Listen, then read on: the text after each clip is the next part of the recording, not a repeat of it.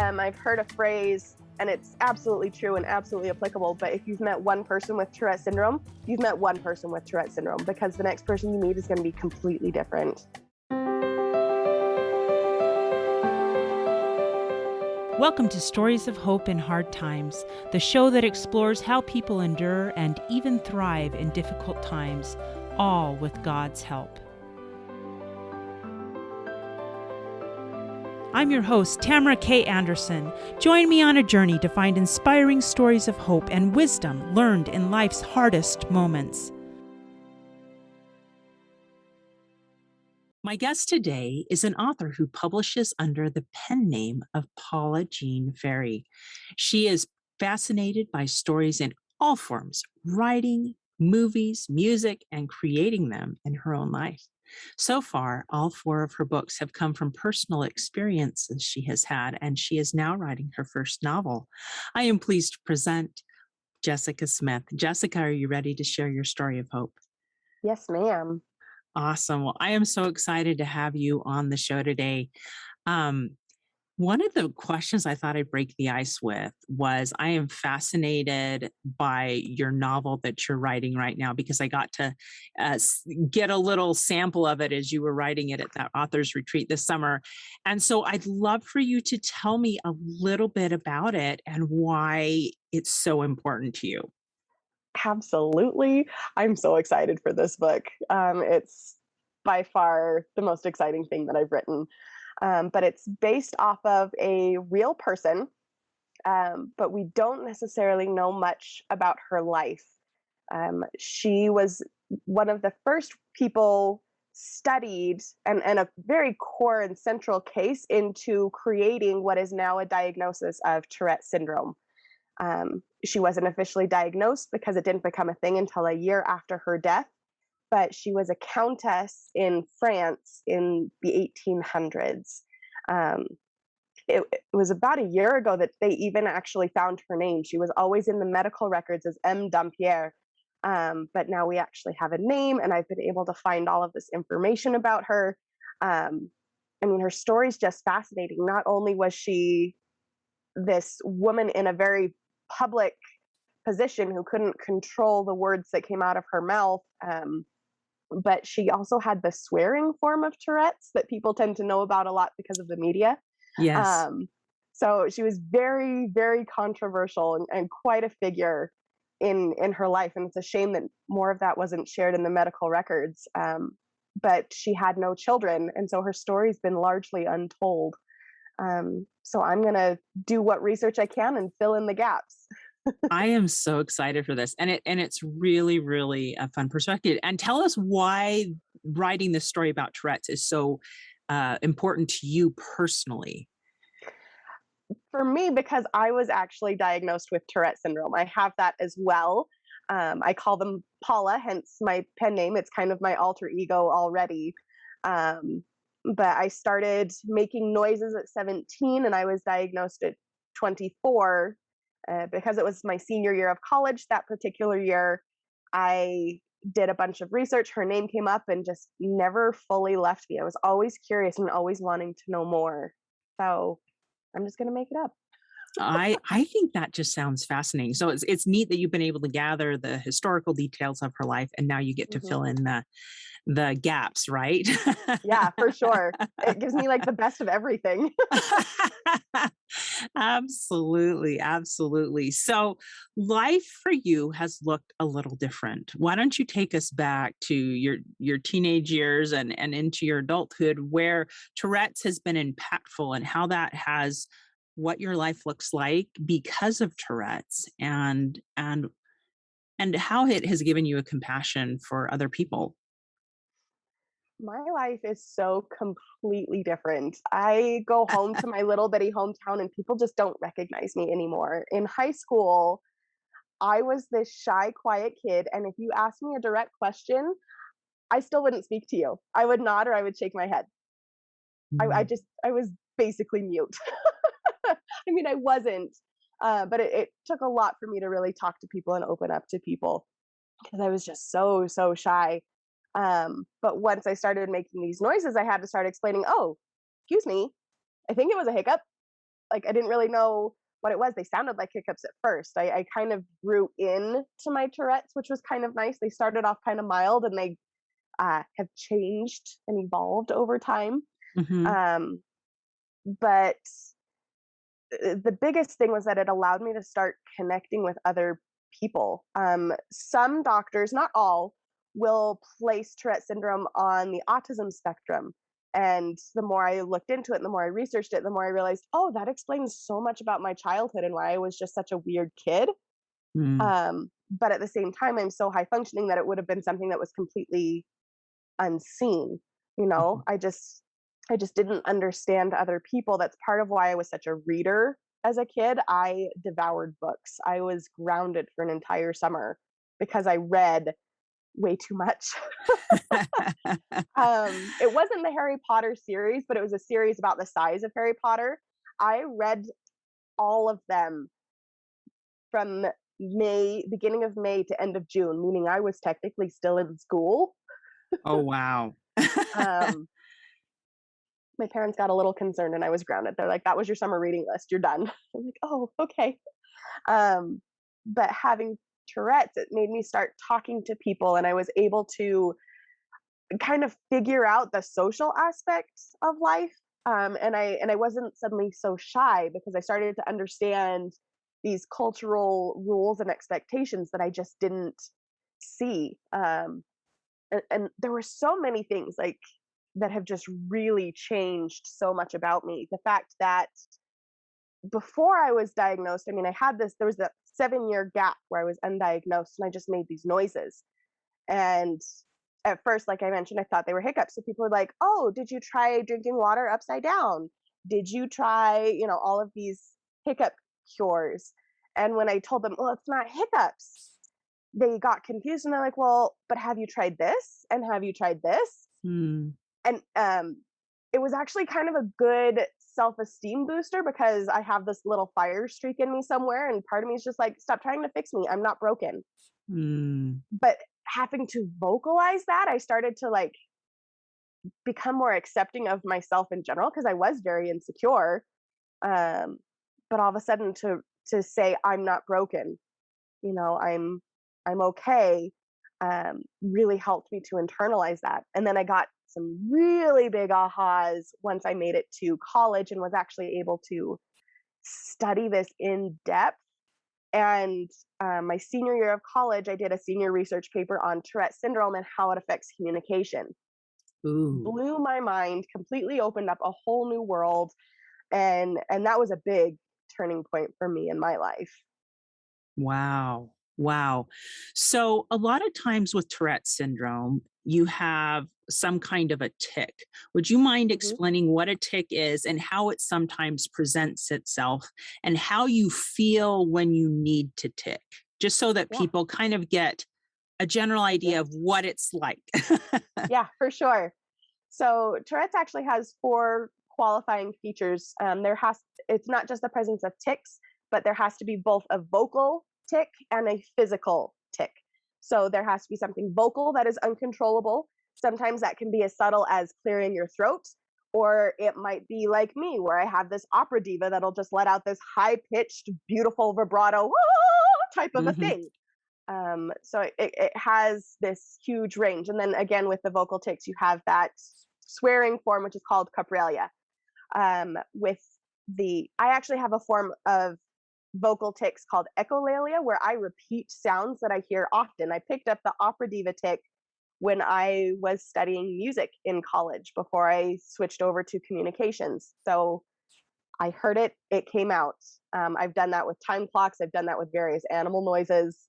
Um, I repeat things. That's why they kind of sounded like hiccups at first. I hear hiccups, I sound like hiccups. Mm. Um, and that's called echolalia. There's also the physical forms of tics, which, again, you can have the inappropriate, which is capraxia, where you might flip people off or make very inappropriate gestures, touch people when they don't want to be touched.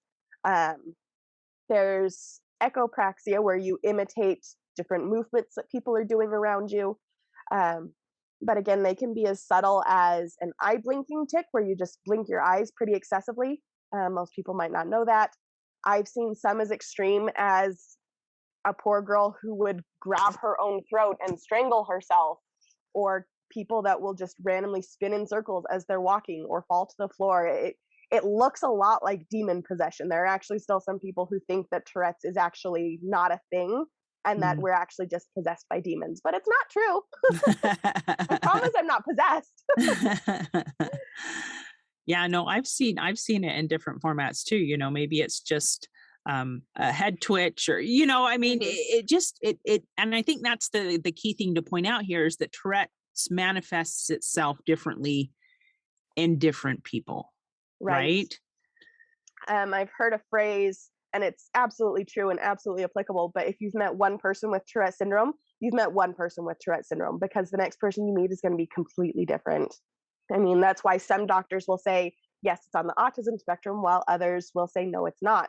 Because even something as subtle as that can vary so much from individual to individual. Mm, yeah. No, that makes a lot of sense. So, what does it feel like when you have to tick? Do you feel like it coming on, or does it just happen?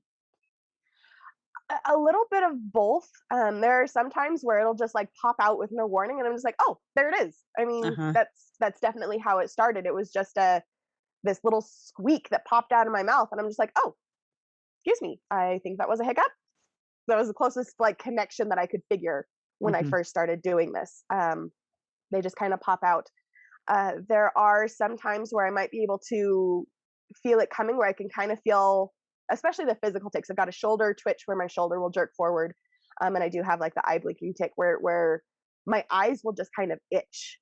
Um, so you'll find me like rubbing my eyes a lot, because I need to get rid of that feeling, and I can do that either by rubbing them or by the excessive blinking. Mm, that is so interesting.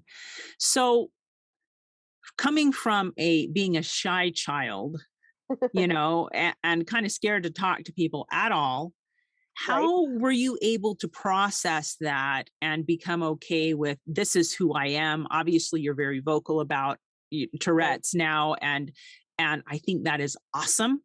That you've just embraced it, and this is me, right? Right. So how were you able to kind of go through that process to where you went from being shy to here I am?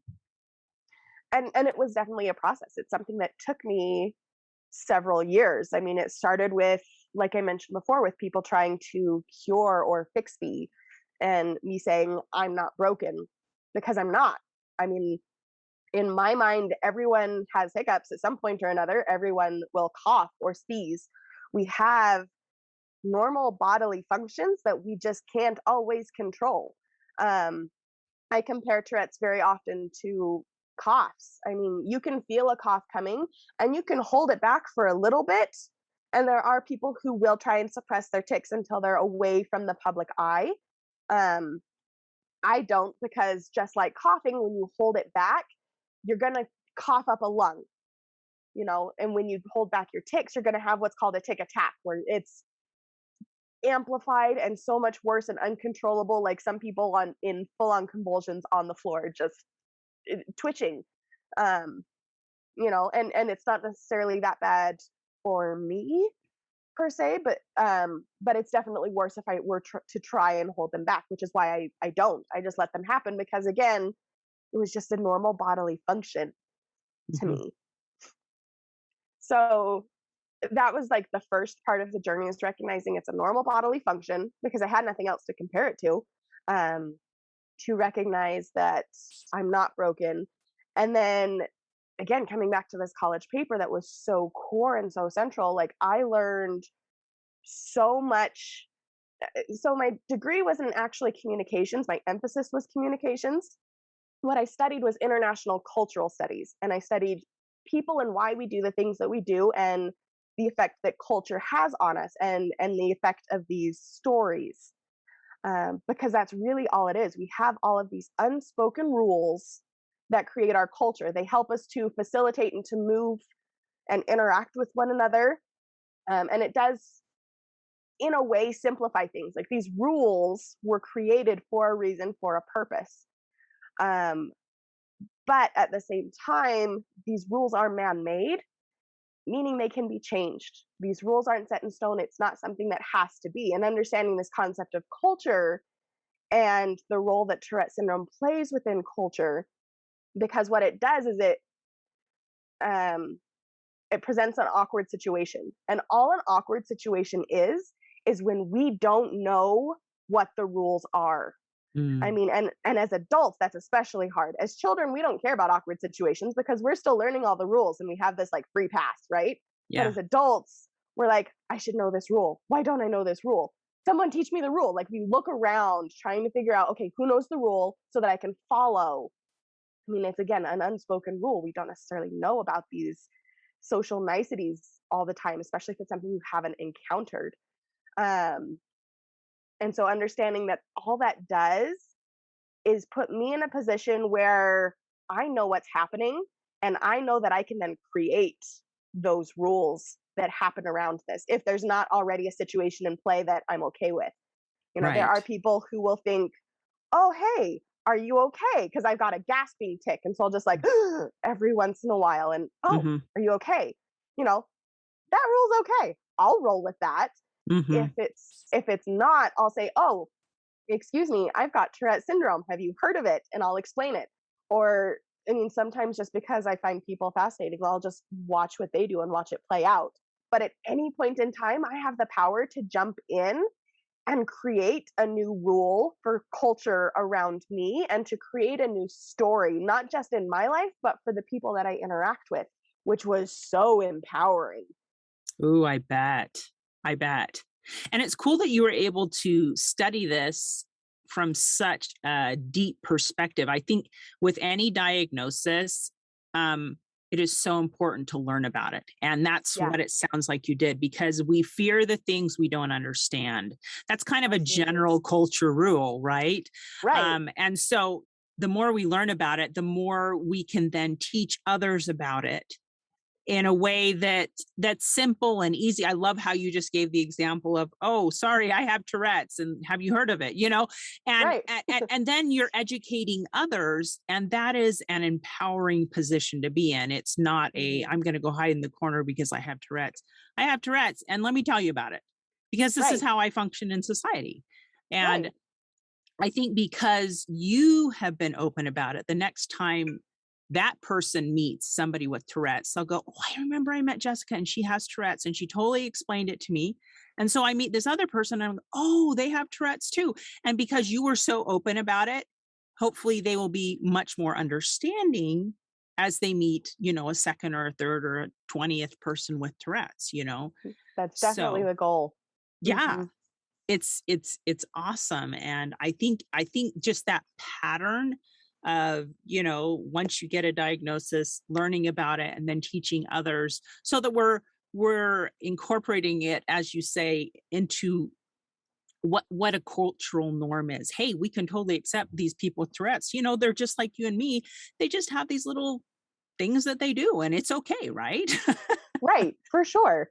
And and that's just the fun thing about it, like, the fact that culture is man-made and seeing, again, what an empowering effect I have with, and it's not just me because it's me, like, it's everyone. We all have this capability to have that kind of an impact. We create this story that we're living, and that story is what affects and shapes and creates and changes the culture around us. Is this rule serving me or hindering me?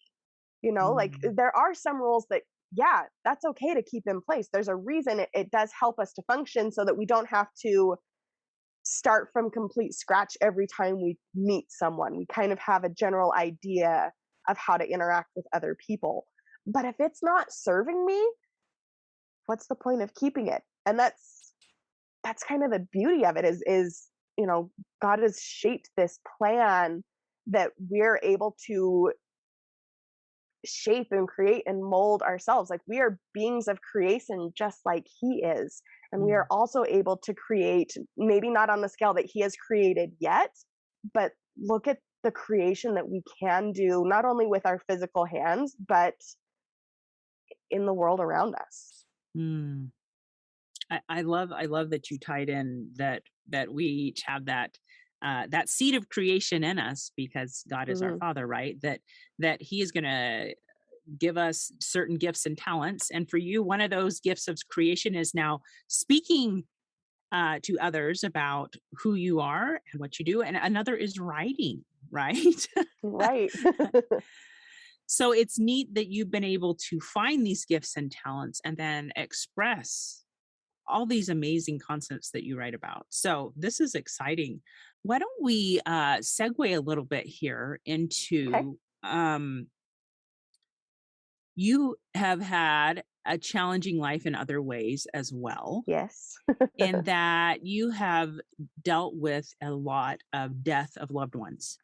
Yes. And so I thought it would be interesting to have you talk about not only, obviously, we've talked about Tourette's, but how you've been able to process death and grief and how God has helped you get through that.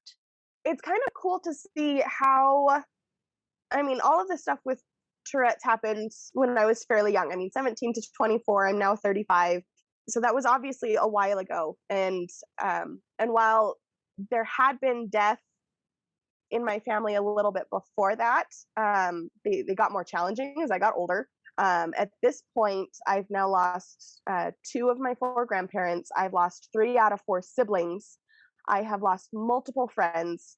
At very young ages with tragic ends. It's.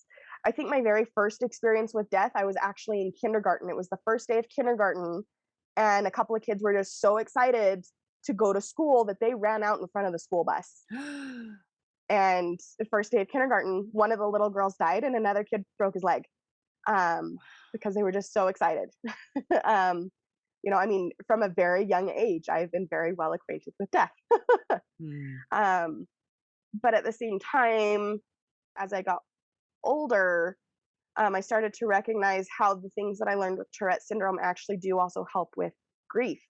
Um, because of the confidence that I found with Tourette syndrome, I started taking this bull in a china shop approach to life, and I just kind of like, hey, here I am. This is what we're gonna do. Like, what rules are we gonna follow? I don't know. And I make a lot of mistakes, but it's allowed me to take time to stop and look at, okay, this is my situation. These are the rules that are in place. These are the ones that this isn't helping me. If all I'm gonna do is be angry and bitter about it, I can recognize that this isn't something that's gonna serve me.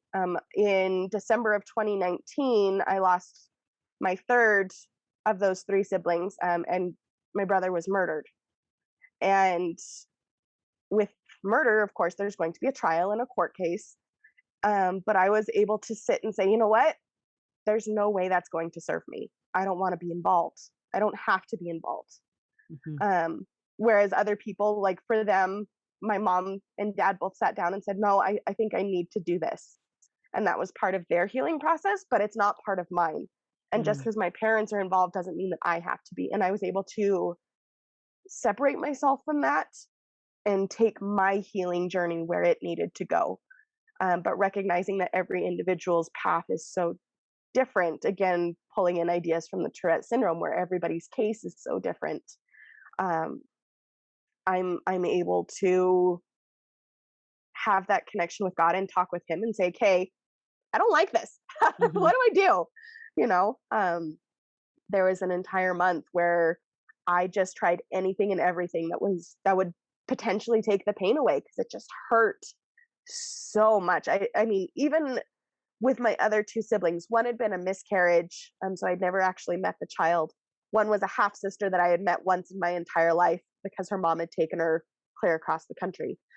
Um, and while it still hurt because they are my siblings and I loved them, it wasn't quite as impactful as the one that I'd grown up with, and had all of these memories with. And it was just different. It was harder. It was the hardest thing I'd ever probably experienced, I think. But it did allow me that time to slow down. And luckily, um, God shut the world down for me because I just couldn't handle it. So COVID hit, and I didn't have to deal with people, and I didn't have to go to work, and I could just take the time to focus on me and heal. We're going to take a quick break, but when we get back, we're going to have Jessica share some tips of things that were really helpful for her to help her process her grief, things that you and I can use as well. Stay tuned. Are you looking for a gift for a friend, sister, or mother who is really struggling right now and you're not sure what to get them? It's hard for me to sometimes find those gifts. And so today I'm so excited to tell you about this booklet, The Mother's Might. It's a perfect, simple, inexpensive gift you can give your friends, your family, your sisters, anyone that you want to share this story with. And it will be meaningful. It's not just a little piece of candy that they eat and forget. It's something they can read over and over again, because so often we as women feel alone and overwhelmed and burdened, and like there's so many things weighing upon our shoulders. And what I love about this story is that it points us to Jesus Christ in our times of trouble, that he understands us, he loves us, he knows what we're going through, and he is more than willing to help us bear that burden. And I love that about this story, that it gives not only me hope, but it will convey that sense of hope for all of you. So get your copy of it today, tamarakanderson.com/store. You can order 1, 2, 10, 20, however many you want, and we will get those to you so you can get them distributed. All right, now on to our show. So what did that healing look like? I love that you say that you were able to talk to God and have him help you through that. But what you obviously felt a whole bunch of pain. Did you talk to him about that? I mean, what did that look like? Did you journal about it? What helped you process the grief so that you were then able to finally come around to healing? What things did you do that helped you when you were grieving? Like I said, a little bit of anything and everything, because I'm willing to take this bull in a china shop approach and try new things and not be afraid of looking foolish. I tried things that I might not have been willing to try before, but I'd never experienced that amount of pain before. So, like, journaling is obviously, as a writer, a huge aspect that has done so much for me in a lot of trauma that I've dealt with, not just in regards to death, but other traumas that I've dealt with as well. And prayer is obviously also a huge impact. When I go to my church, when I go to the temple, these were huge things. But because I'd always had such a Christian upbringing, there are things that just kind of seemed too weird and too out there. But because I was willing to try these new things, I was able to see that God is in a lot more than I thought initially. So the first thing I tried was this thing called restorative yoga, which, I mean, there's nothing against yoga in church practices or anything, but it was just something I hadn't experienced. But I tried something, I tried that, and it did actually help. Like, there was one session I just was in tears bawling and able to let go of a lot of that grief. I tried something called tapping, which, again, from a Christian perspective might sound kind of crazy, but I started to see God in more of these metaphysical practices that aren't traditionally Christian. Right. I started opening up to new ideas, and I found God and I found healing. And so I feel like I've just been able to open up and experience so much more as a result of that grief. Yeah. Yeah, I can see that. And I think it's interesting. Often we end up looking for different answers when what we're doing right now isn't working. And I think that's something I also found during COVID, when I was, after being at home for so long with my family, I was going a little crazy, and so I had to find some new relaxation techniques for me, because what I had used up to that point wasn't working anymore, and I had to find some other Mhm. things that would Right. relieve stress and anxiety and stuff like that. And so I think that's probably a really good principle to learn, is that if you're going to God and saying, please help me, I don't know what else to do, then sometimes you have to be open when he opens a door to you. They're like, well, that's dumb. Why would I do that? Right? Like, who would have thought that I would be suddenly this person who's involved with crystals and energy healing and chakras, and I'm just like, where did all of this come from? Like, but it all kind of comes back to, yeah, this grief thing did open up new pathways, and I found God there too. Mm, And it just expanded my view of God. It expanded my view of the world around me, and I'm a better person for it. As hard as it is, and as much as I would not want to do that again, I mean, it's happened, and at that point, I either have the choice to sit in that grief and wallow and become a victim, or I could say, okay, this is my new situation. How do I move forward? yeah. Do you feel that God was with you every step of the way? Like, here's the next step, here's the next step, or did he give you like the end picture, like you are going to be happy again someday, and here's 50 things you have to do? I don't know. How did that look like for you? I mean, and it was just kind of more of a step by step process. One of the things that I did was I attended, even know how to explain it, but Tamara, you're the one that actually introduced it to me. I saw a post that you had made about an event that Richard Paul Evans was going to do, and I'm just like, Richard Paul Evans, I'm in. I love him. I didn't even know what, but it was in that searching for something, anything. And I knew from experience that at some point I would be happy again, because I'd obviously dealt with death so much already. It was more just kind of a step by step process, and I had to kind of find, like, do I go here? Nope, that didn't work. Do I go here? Nope, that didn't work. But at this event that Rick did, that you had invited me to, it was something that connected me to people that I needed. Like, there was actually a lot of healing in that event for me in Mhm. and of itself, but this event was kind of a doorway to open me to new people, and these people had had experiences in these things and told me, okay, this has helped me with grief in this way. And so I was willing to try it, because anything Mm, to take that pain away. And I'm like, oh yeah, that's actually really cool. I do like that, you mhm. know. And then they introduced me to another person. One of those people that I met, Taylor, had me speak at a retreat. And at her retreat, I found someone who um, helped me get into, it was just like this chain of events. And there's so many different chains headed out so many different directions that it's hard to, like, keep track of them specifically. Right. So the Um, key then was just taking it one step at a time, yeah, trying different things. And just because one thing didn't work, not giving up, right? Say, okay, yeah, well, trial and error, right? Maybe right. that worked last time, but this time it didn't work. So I need to find something else. And And even if it did work, I think the key was that I was still searching, because it helped. It eased that pain just a little bit. But then I could find the next thing that would help me just a little bit. mm, Just because you find something that helps doesn't mean that's the be all end all. I mhm. found so many things, and I feel like I suddenly have all of these tools in a toolkit. I'm not running around with a hammer saying, how do I fix things with just this one tool? Hammer's going Right. to fix it. But I also have access to, I mean, my dad's a mechanic, so, I can list off all of these random tools, but I've got screwdrivers and wrenches, um, and all of the different sizes that I need for different sizes of experiences that I have. Mm.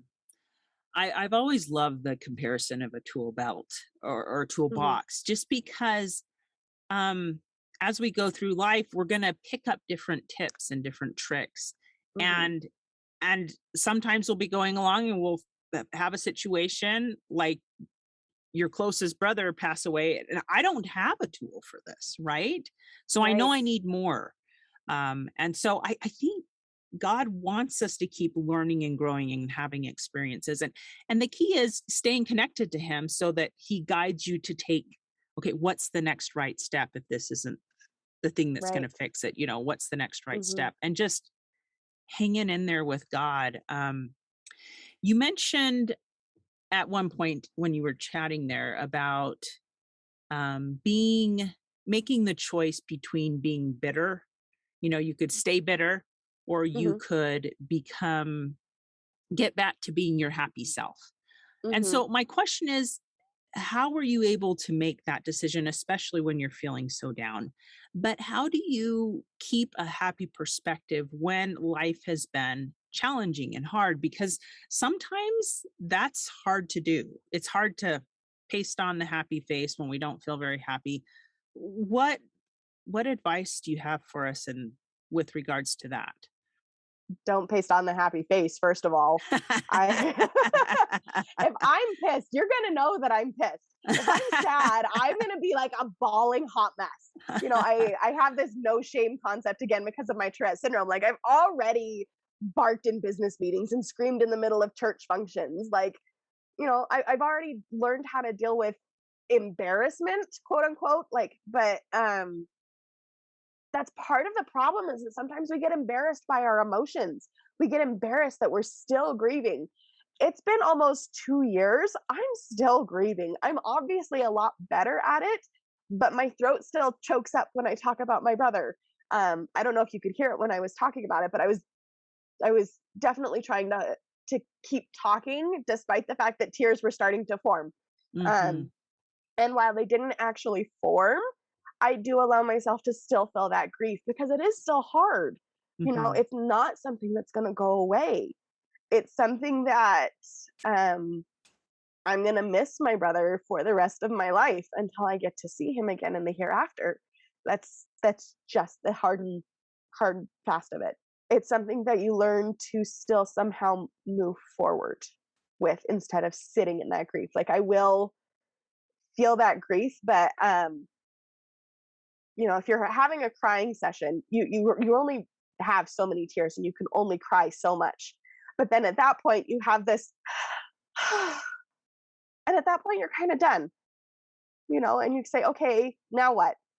Do I want to sit here and like start myself crying again? Or do I want to see, okay, what now? Like you kind of have that breath and that moment of pause where um, God's able to jump in and say, you know, it's okay. Like you've had that emotion. And I'm like trying not to cry now, but I'll probably go cry after this is finished recording. um, Sorry. you're good. No, I think you've given us some really good points in there. The first we were talking about how to not stay in the bitter part of it, but to mhm, transition into what's next. How do I mhm, get back to my normal happy self? mhm, And I think the thing that I was able to pull out of that was be where you are. Don't be embarrassed for where you are. yeah, Um, if you're feeling sad, then you're sad. Allow yourself to feel sad. Process that. But then for sure. reach a point where you take a breath and say, "Okay, what's next? What's the Mhm, next step up and out of this pit of grief that I'm stuck in?" Because God, as you've been talking, gives us those steps just one at a time. Okay, now try mhm, this. mhm, Now do this. And it's that line upon line principle that we hear in the Bible. It's just baby stepping our way through different situations in life, and He's with us in and through all of it, right? mhm. Absolutely. Are there any other thoughts that you have about transitioning back towards normal life and being able to truly feel happy again? And I kind of like that you brought up this concept of normal life, especially given your book Normal for Me, because I mean, what was normal before is obviously not going to be your normal going forward. My normal Correct. before involved two living siblings, and I now only have one living sibling. Mm, My normal has obviously changed. And that again kind of ties back to those concepts of Tourette syndrome of these rules don't fit anymore. We have mm, to make new rules, and it's okay to make those new rules. It's hard, um, but understand that we still have to create something new. I've studied a lot about creativity as of late. Um, and one of my favorite things that I've learned about creativity is actually how everything is an act of creation, even destruction. Because if you destroy a building and watch that building come down, you think, well, that's the opposite of creation, right? But no, it's actually still an act of creation because you suddenly have created space. And there Mm, is suddenly space where you can now build something new. Maybe you didn't want a skyscraper there, so the building came down and you build a quaint little country cottage. Maybe instead you want a palace. Maybe instead you want to build, you have space, and as we go along and we gain those tools and those resources, we can then build something new and something better, and create something that's much more fitting for who we are and who we want to become and who God sees we have the potential to become. But mm, even destruction, even the loss of my brother, it created a space for me to heal and for me to grow and to become a better person. mm. Wow, that is so beautiful and so deep. I think I'm still processing it. Right? It took me a minute. There's actually a children's book that kind of helped me grasp this concept a lot. It's called The Book About Nothing. I can't remember who it's by, but cute little children's book, little illustrated, like 10 pages or Mhm. something like that, talking about how even nothing is something. Mm. So, No, that's beautiful, and mhm, sometimes we each learn differently. So some of us are gonna learn more visually than others, and some of us are gonna learn by right, listening and, you know, others by doing. So I think it's really neat, this concept of maybe destroying things to create a new and better us. I was just thinking how like repentance that is, how we're getting hmm rid of something that hmm no longer is serving us and building something better so that we can improve and become a better us. Um, but it's not always that we're getting rid of something bad. right, Sometimes good things happen and life changes, right? It's someone we love that are no longer with us, at least physically, right? right, Uh, it's and so it's learning to adapt to those changes and create. I love that you say, I can create. I can hmm create this new normal, right? yeah, Of what life is going to look like now with the detours that I've had along this path. And it's not what I expected nor what I wanted. But, but you hey, it know, still turned out kind of cool, anyways. yeah. Do you feel that these experiences that you've had have helped you become a more empathetic person and a better author? Yes, definitely. One example, having lost my brother and that being a recent circumstance, as I was doing research on this woman with Tourette syndrome, she actually also lost a sister. She Mm, had one biological sister where they had the same mother, same father. Her father passed away when she was like 6 months old.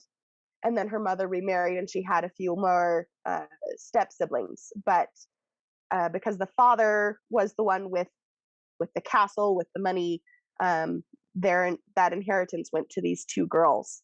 mm, Um, and she was actually the younger of the two, and she lost her older sister.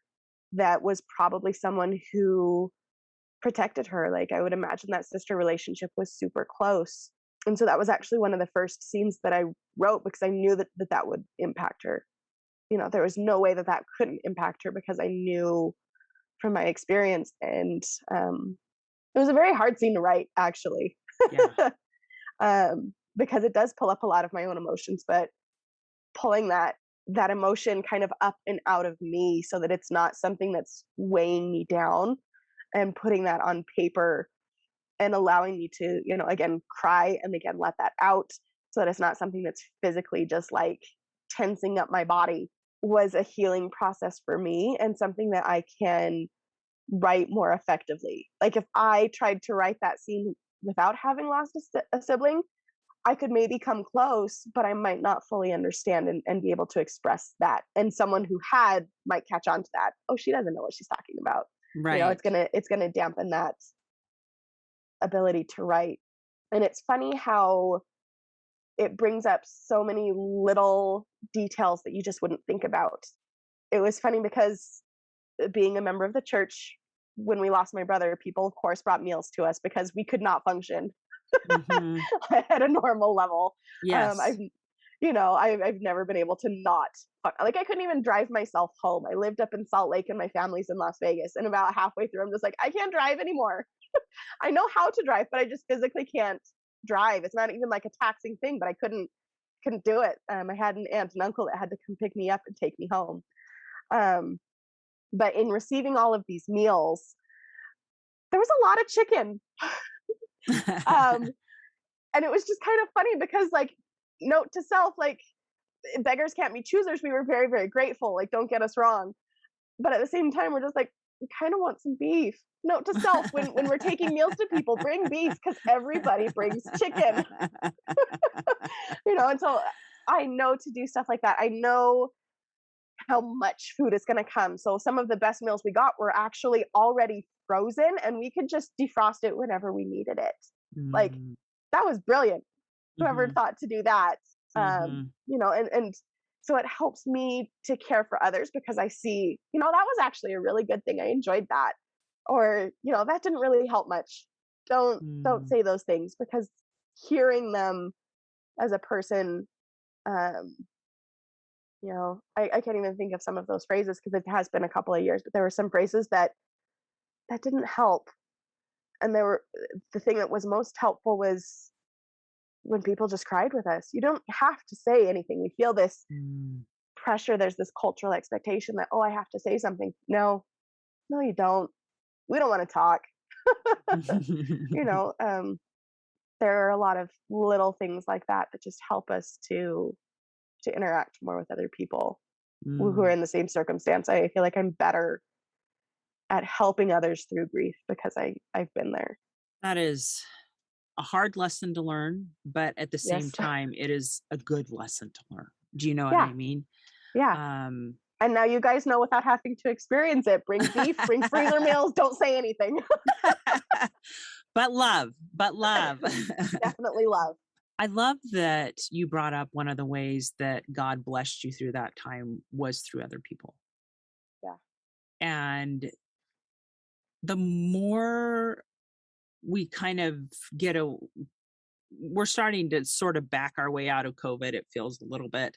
I know we're not done with it yet, but the more I look back on it, I think the thing that I noticed I missed the most was that personal interaction with people, that Mhm, there's just no substitute for that. mhm. And it made me realize how much we really need each other. And I just don't think God meant for us to live life isolated and by ourselves, that we truly need other people.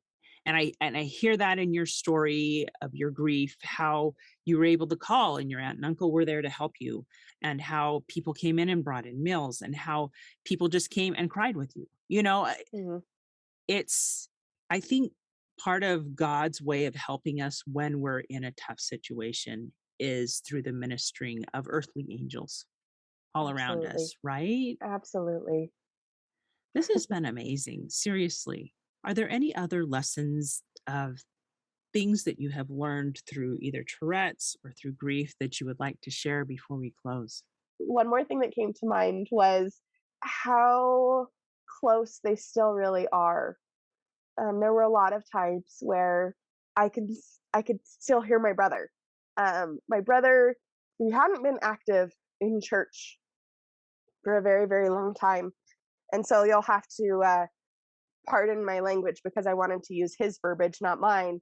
But there was one point where I needed a belt, and I was getting ready to head back up to Salt Lake, and so I grabbed one of his because I wanted something. I wanted some piece of my brother that I could take with me, and I needed a belt. So I grabbed a belt, and all of a sudden I heard this in his voice, clear as day, as if he was standing next to me. Why the hell is everyone taking my stuff?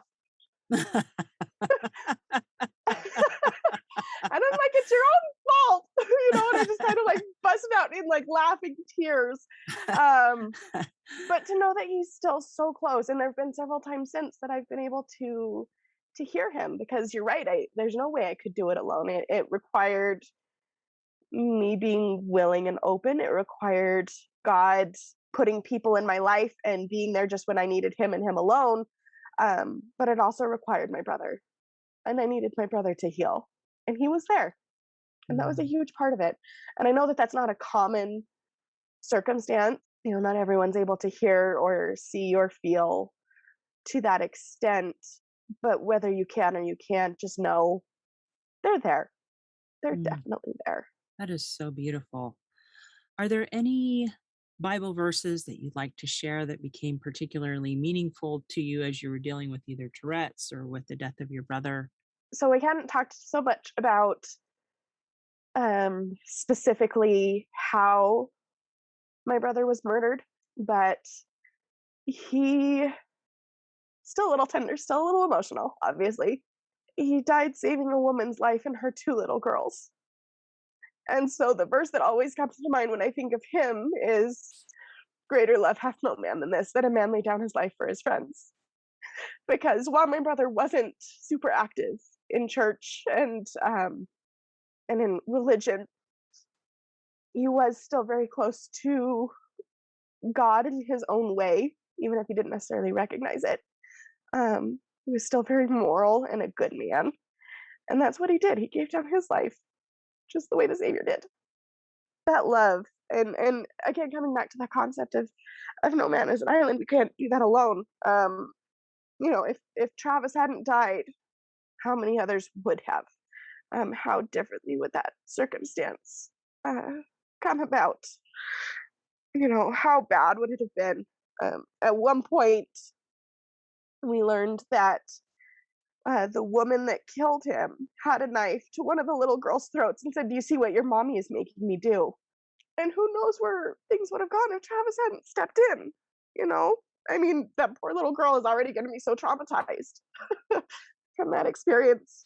But at least she made it out and is hopefully able to find some healing and some peace, which also brings a little bit of hope is that he not only saved their lives, but he hopefully was able to impact them and make their lives better. Wow, that is quite a verse, and I'm over here crying too. So, my goodness. Before we close, would you mind telling us a little bit about where people can find you and contact you online? So part of the reason I chose a pen name is because Jessica Smith just isn't searchable online. I did some research before picking a pen name. And if you were to type in Paula Jean Ferry, I am what pops up. Um, you Yay. know, I've got like the first 3 pages of Google before you start seeing other combinations of Paula Jean or Paula Ferry with other names tossed in. So paulajeanferry.com is where you'll find kind of every central aspect of me and what I do as an author and with creativity, because I do a lot of other things as well. So that's kind of my central hub. But all of my social media, my handle is usually Jess Squeaks, JESSS, 3 S's because I'm weird, QUEAKS. But that's where my social media platforms are. But again, Paula Jean Ferry, I'm what pops up. That is awesome. Well, Jessica, this has been absolutely amazing. And I'm very thankful that you've been willing and able to share with us not only a little bit about Tourette's and what that looks like, so that we can have more love and understanding and passion towards those we meet who are struggling with this, but also how to deal with grief and for being so raw and open, because I think that is what makes us feel like people get us is when somebody's willing to dive deep and share part of their heart. And I love that you've been able to do that not only verbally in the podcast today, but I love that you have been able to incorporate this into your upcoming book. So you'll have to keep us posted on that, or you can find information on Jessica's website, Paula Jean Ferry, FERRI.com. And tell us the name of your upcoming book, because I think this is awesome and hilarious all at the same time.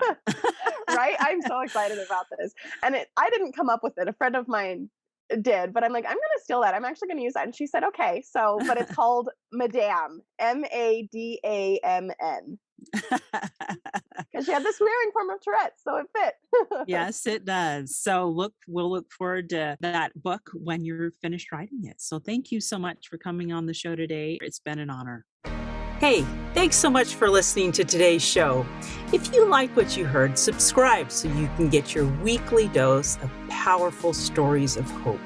I know there are many of you out there who are going through a hard time, and I hope you found useful things that you can apply to your own life in today's podcast. If you would like to access the show notes of today's show, please visit my website, storiesofhopepodcast.com. There you will find a summary of today's show, the transcript, and one of my favorite takeaways. You know, if someone kept coming to mind during today's episode, perhaps that means that you should share this episode with them. Maybe there was a story shared or a quote or a scripture verse that they really, really need to hear. So go ahead and share this podcast. May God bless you, especially if you are struggling, with hope to carry on and with the strength to keep going when things get tough. Remember to walk with Christ, and He will help you bear the burden. And above all else, remember, God loves you.